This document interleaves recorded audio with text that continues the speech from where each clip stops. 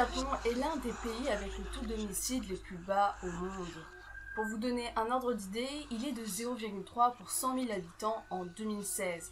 En comparaison, en France, nous sommes à 1,4 la même année. Pour autant, le risque zéro n'existe pas, et les meurtriers psychopathes sont partout.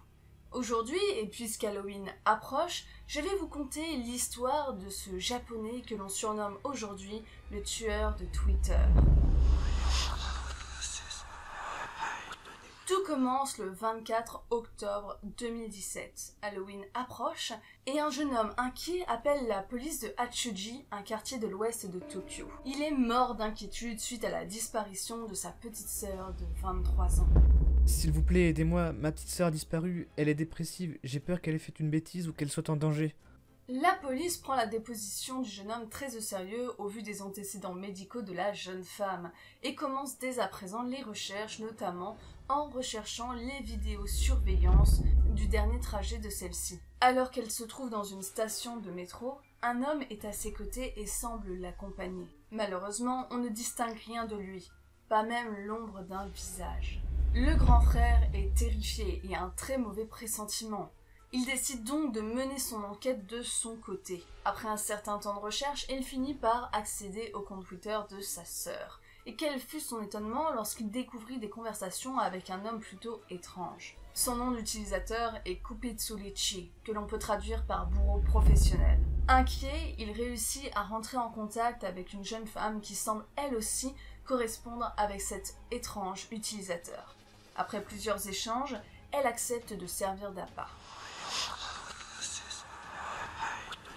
Voilà une semaine que la disparition a été signalée.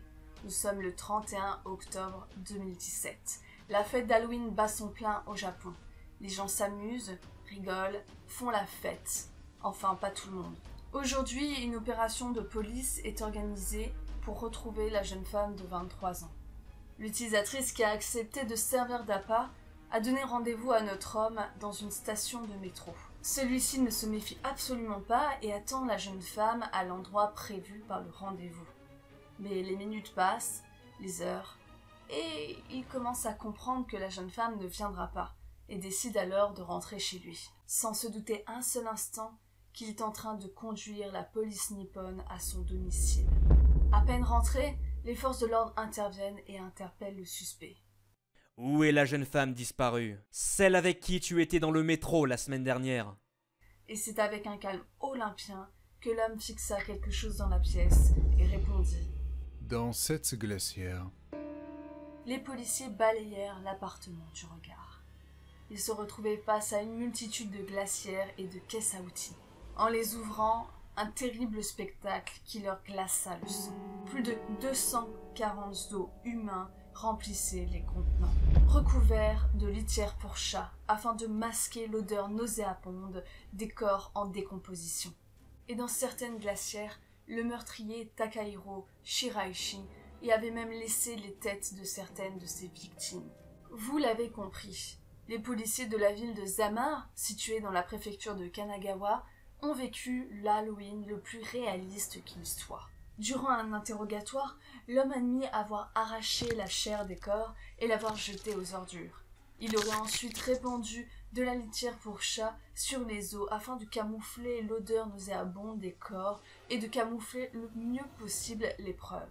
Au fur et à mesure de l'enquête et des interrogatoires, la police nippone s'est vite aperçue que la première victime datait de la fin du mois d'août 2017 et que 8 autres victimes s'en sont suivies.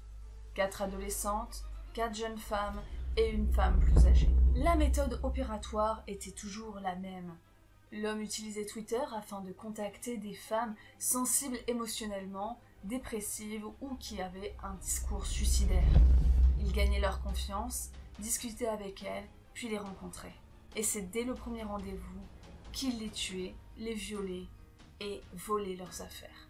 Pendant un interrogatoire, il expliquera froidement aux policiers « Je ne connais pas leur nom, ni leurs âges. » Il expliqua également qu'il avait récupéré près de 500 000 yens sur le corps de ces femmes, mais aussi qu'il avait eu énormément de mal à découper sa première victime. La première m'a pris 3 jours, mais à partir de la deuxième, j'étais capable de le faire en une journée. Les enquêteurs ont d'ailleurs retrouvé des ciseaux, des couteaux ainsi qu'une scie dans l'appartement de celui qu'on surnomme désormais le tueur de Twitter. Encore une preuve qu'il faut se méfier des gens sur les réseaux sociaux. Si vous souhaitez en savoir plus sur ce meurtrier, sachez que l'ensemble des articles que j'ai utilisés pour écrire cette vidéo sont en description. Sur ce, je vous souhaite un joyeux Halloween et une bonne soirée.